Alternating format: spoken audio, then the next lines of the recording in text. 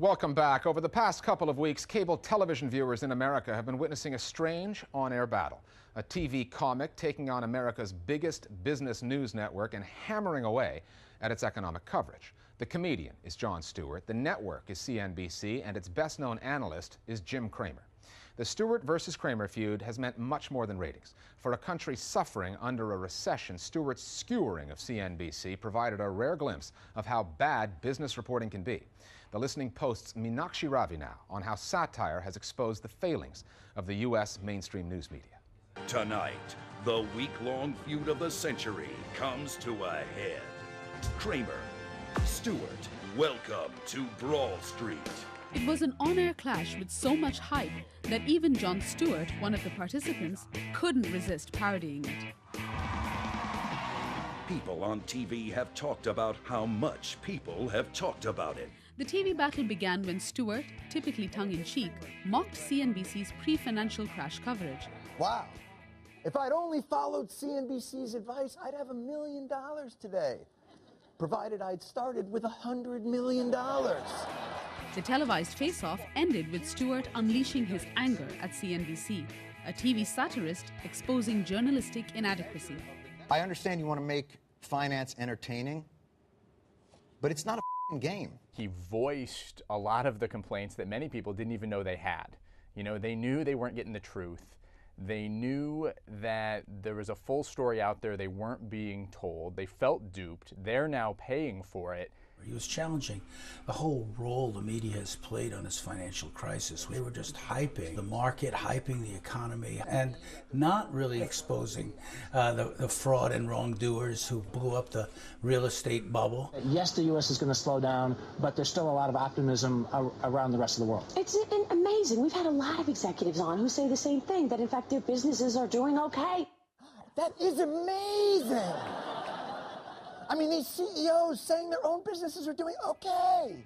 What set Stewart off was CNBC's Rick Santelli, who went on the air ranting about President Obama's bailout proposal for American homeowners. How about this, President and new administration? Why don't you put up a website to have people vote on the internet as a referendum to see if we really want to subsidize the losers' mortgages? How many of you people want to pay for your neighbor's mortgage? Raise their hand. How about we all? President Obama, are you listening? Yeah, man, Wall Street is mad as hell. And they're not going to take it anymore. Unless by it, you mean $2 trillion in their own bailout money. Rick Santelli staged sort of a fake populist revolt. I think Stewart just did a great job really showing that, you know, this sort of fake outrage didn't match up with what CNBC had been reporting, giving crooks an opportunity to come on the air and then only asking them questions about like, well, hey, isn't it great to be a billionaire? You got one of the biggest white-collar criminals in history live on the air. Don't let him off the hook. Is it fun being a billionaire? Well, yes. yes, I have to say it is fun being a billionaire. Between the two of them, I can't decide which one of those guys I'd rather see in jail. But it was only when Jim Cramer waded in to do battle with Stewart that the fight became personal. A comedian's attacking me. Wow. The Daily he Show. runs a variety show.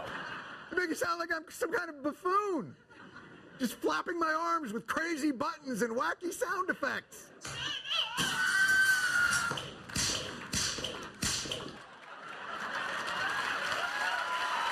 Exactly. Ultimately, though, the battle moved onto Stewart's turf, in front of his cameras, his audience. How the hell did we end up here, Mr. Cramer? It made for uncomfortable viewing. Cramer was contrite, hunched over, a shadow of the hyper-confident Cramer of his show, Mad Money. Trying to make some money, Mad Money. Hey, I'm Cramer. Welcome to Mad Money. Other people want to make friends. Different channel. I just want to make you money. I didn't think that Bear Stearns was going to evaporate overnight. I didn't. I knew the people who ran it. I had always thought they were honest. That was my mistake. Man, did he take Jim Cramer to the woodshed. He really manhandled him, but he did it in a fair way. It was a real interview on American television. Listen, you knew what the banks were doing, and yet were touting it for months and months. The entire network was. Stewart didn't need to say much to build a case against CNBC's coverage. In December 2006, Kramer had given an interview to his own financial website, TheStreet.com. Stewart used clips from this interview to pin Kramer down. I would encourage anyone who's in the hedge fund game to do it because it's legal, right? And it is a very quick way to make money and very satisfying. Okay.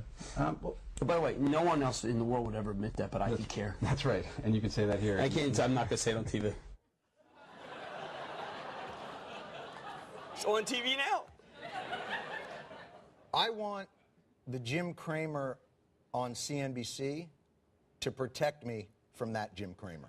Jon Stewart just went right back to the tape, showed them saying one thing when they're off camera, talking about manipulating markets, and then going on TV like none of those conversations happened to tout certain companies and tout the system as a whole, which was literally collapsing, but you never would have known that watching CNBC up until the minute it happened. And Jim Cramer kept saying during the Jon Stewart interview, I had a lot of CEOs lie to me on the show. It's very painful. They lied to us. We couldn't have seen it coming. Really? You run a business news station where you claim that you know everything about the markets, but you didn't know the most important thing? The market was going up for a long time, and our real sin, I think, was to believe that it could continue to go up a lot. Well, look, there are only two possible choices. One, you don't actually know a damn thing, in which case, why should I watch you? Or number two, you do know, but you kept it from us, which is even worse. And you did it to cozy up to Wall Street and gain the access that you needed. Because in the ratings-hungry world of TV, access means exclusivity, means more viewers. But in the aftermath of the CNBC smackdown, Jon Stewart's Daily Show has seen a 24% ratings spike, while CNBC's ratings have fallen 20%. You can't have a serious discussion that challenges capitalism, if you will, or challenges, financial journalism, on the air. And so it takes somebody who's an entertainer to challenge another entertainer and to challenge the system. And Jon Stewart was able to do it. My mother is 75, and she bought into the idea that long-term investing is the way to go. And guess what? It didn't work. So maybe we could remove the financial expert and the Kramer we trust and start getting back to fundamentals on the reporting as well, and I can go back to making fart noises and funny faces. I think we make that deal right here. More Global Village Voices now on the Stewart versus Kramer story. Jon Stewart is at his best when he's exposing hypocrisy. And that's exactly what he did with CNBC. He took clips off the network showing how they said they understand what's going on in the financial markets, and then showing how oftentimes they did not.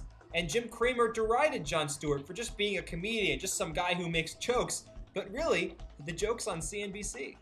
Jon Stewart and Jim Cramer have much more in common than what most people may think. They are both entertainers who push their own opinions and own agenda via the quasi-informative programs that they present every night to blindly devout audiences. Viewers religiously tune in to see Stewart's comedy program thinking that they're being informed, while others watch Cramer believing that he is giving them sound financial advice. While Stewart has exposed flaws in CNBC's reporting, I think Cramer's devout audience will continue to watch him for his weak financial opinions. Finally, what happens when an Israeli weapons manufacturer tries to woo defense buyers in India with a little song and dance? You get our viral video of the week, a cringe-inducing Israeli take on Bollywood. Complete with dolled-up dancers, syrupy lyrics, and an irritating chorus, this video was put together by the Israeli defense firm Rafael as a sales pitch to Indian buyers in Bangalore. The video went viral when it was posted on YouTube by the online defense magazine Stratpost. We couldn't resist the song and the completely inauthentic cast. We don't think you'll be able to either. We'll see you next week at the Listening Post. We've been together for so long, trusting friends and partners. What more can I pledge to make our future strong? I need to feel safe and sheltered.